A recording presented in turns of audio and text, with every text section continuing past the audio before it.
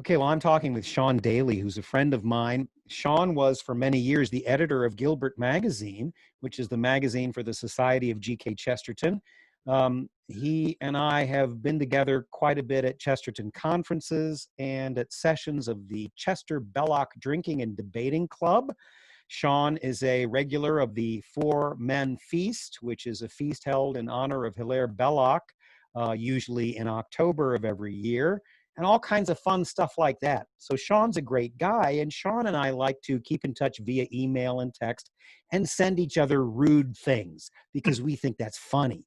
It's For true. 12. So the other day, I sent Sean something that was kind of rude and funny, and he appreciated it as always. And it was all, sort of jokes about, well, I won't go into detail, but I mentioned COVID. And then Sean says, he texts me back and he says, oh, by the way, I had it. And I had just been in touch with Sean maybe 2 weeks prior. So Sean, last week I talked to David Treadway, my actor, who told me his story. He never was hospitalized, but you were actually hospitalized. So I'm going to ask you just to tell us what happened. How'd you end up in the hospital? What was it like? And I especially want you to talk about the people who cared for you, because you said a lot about that I thought people really need to hear. So Sure. tell us a bit, Well, how did this happen? I need to clear something up. I tested negative for COVID twice, but I was treated as possible COVID since it's just too much of a coincidence for me to have those symptoms and not have COVID during the pandemic. And you told me that part of it was the ground glass opacity, I think they call Yeah. it, right? Yeah. Which they saw in your lungs. And so sometimes they'll clinically, they'll determine that since you've got the symptoms and since they don't see that in other cases that I'm aware of other than COVID, that's why they were pretty certain that you had it, right? Yeah. What happened was I've been on stay at home and live in Springfield, Illinois, and stay at home since mid-March, like everyone else, working remotely from home, trying to use all the precautions that we've been told. And I thought, well, I've been kind of sedentary here, so I thought I'd try some exercising, just light exercises, about 10 minutes a day. And I was on a much shorter breath than I thought was good for me. I have asthma, and it didn't feel like asthma, and it kept getting worse and worse. And in the week, I went into the ER on Thursday the 14th, and the days leading up to that, it was worse and worse. I mean, I couldn't barely get from one room to another in the house. I went to the grocery store on Thursday evening of the 14th and barely made it out alive. And about an hour or so later, I just told my wife, I need to go to the ER. Can you please drive me? And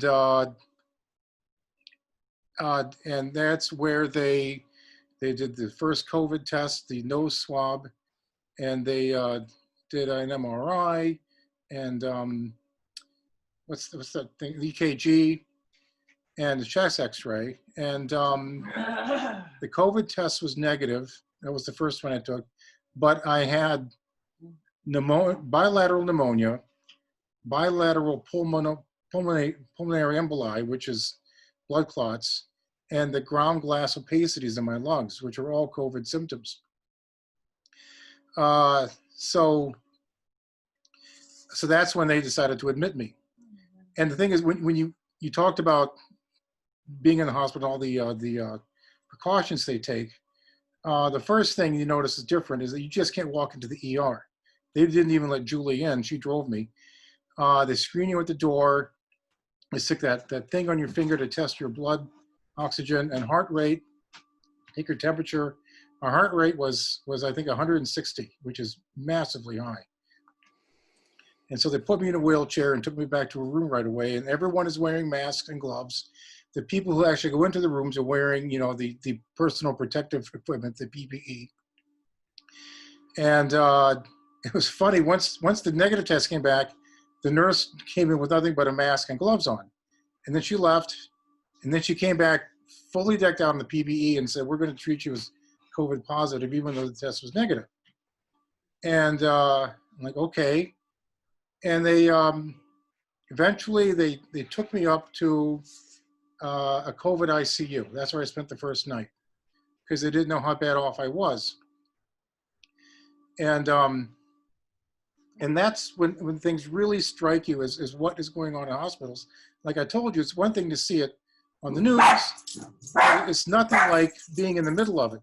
When they move you from one part of a hospital to the next part, like when I went from the ER to the COVID ICU, they wrap you up in sheets like a mummy. And then the nurse comes with you, one other person, and hospital security leads the way to make sure no one's in the corridor ahead of you. And then they open up the elevator, and then after you ride in the elevator, there were two security guards. One of them, I think, stayed behind to wipe down the elevator after you were in it. And when I got to the COVID ICU, and the ICU I was in was a repurposed ICU. It was the hospital's burn unit ICU, but it was repurposed for COVID. And as soon as the nurses see you at the door, that's when they get up. Like, it reminded me of like tired grunts, tired infantrymen from when I was in the Marines, getting up and putting on all their gear to go out on a patrol. They put these, they strap these devices to their backs with hoses that go up to their headpieces that I guess blow filtered air into their heads, into the headpieces, so they don't have to breathe the outside air. And then they put you in the ICU room, and it's pretty much sealed up. The nurses are in there, and they did all the preliminary stuff to check me in and make sure my AVs, my various IVs were running. It was just astonishing. And they, the other things that became evident, like all the COVID rooms are negative air pressure. What they had to do was they went and retrofitted fans on all the windows in those rooms to constantly blow air to the outside, so that when they have to open a door and someone comes in, none of the air from the room goes out into the corridor. It just gets sucked to the outside. They have people in the corridors who do nothing but make sure that the nurses and other people who enter your room are properly gowned up in the PPE. And then they send them into the room, and then they do their thing. And then when they're done, none of that PPE leaves the room. They take off they would scrub their hands with their gloves still on, with the hand sanitizer. And then they take all the PPE off except for their headgear and the gloves, and leave them in a trash can in the room, and then leave the room, and then they're wiped down head to toe by the person in the corridor. I've never seen anything like it before. So it was really astonishing and a real eye opener. Well, and I'm looking on your Facebook to try to find that photo you posted. Oh, here it is. I finally found it. Okay. And if I click on it, there we go. Okay, I'm going to screen share. So I'm going to show people here on the video. This is you being discharged, right? Yeah. No? Or being admitted? Discharged. Discharged. So even when they discharged you, they wrapped you up like a mummy, and the fellow there is in his protective gear. Mm-hmm. So the idea, I suppose, was to protect you from anybody else? Is that why they wrapped you up like a mummy, even though protecting everybody else from me? Everybody else from you? Yeah. Yeah. Wow. So, and Sean, you had told me that you hadn't seen that kind of determination and willingness to take risk and teamwork since you were in the Marines, right? Correct. Yeah. Yeah. It was really moving. Yeah. Yeah. Moving. So, has it changed your attitude toward any of this? I mean, first of all, before we get to that question, you're getting better, right? Yes. You're home. Yeah. Okay. And so that's the good news. So you were in the hospital a total of 4 days, correct? Correct. Okay. And then 4 nights and 5 days. 4 nights and 5 days. Yeah. Okay. First night in the ICU. Yeah. So then you're out, you're back home, you're getting better, working again from home. And so, I'm dealing since the lockdown with a lot of different people who have a lot of different attitudes toward this. Here in St. Louis, we have more cases than the rest of Missouri. Of course, up in Chicago is a hot spot. New York, though, has been the sort of the epicenter of this for a long time. And now I know 5 people who have had it. One, unfortunately, died from it. So many people, I think, don't know anyone who has COVID, especially if you live in a rural area or you're in a place that hasn't been much affected by it. Now that you've had it, now that you've seen firsthand how these first responders are responding. Has it changed your attitude toward this and made it more real Um, or any of that? Not like a change from one kind of attitude to another kind of attitude. From the beginning, I trusted the experts, you know, the epidemiologists and so on, who were saying this is going to be serious. This is going to be far worse than previous pandemics we've had. It's definitely not the cold or the flu. And so I followed all the instructions as well as I could. I definitely didn't listen to politicians. I listened to politicians who also listened to the advice from the experts. Politicians who disregarded the advice, I didn't waste much time with. But if it changed me, it just made it even more intense that people who disregard the expert advice and who treat it as a culture war issue Mm. are potentially do a lot of damage. Well, I Um, completely agree with you. And I get really upset with even the term culture war. We had talked about that before I started recording. It's almost become a dog whistle for a certain kind of reaction. I mean, we have a culture, and I think everybody wants the best for the culture. People have different attitudes of what that best might be. And when you reduce these things, especially things like um, public health, to a question of culture war, I don't really get that. And yet that seems to be what's going on. What is that? um,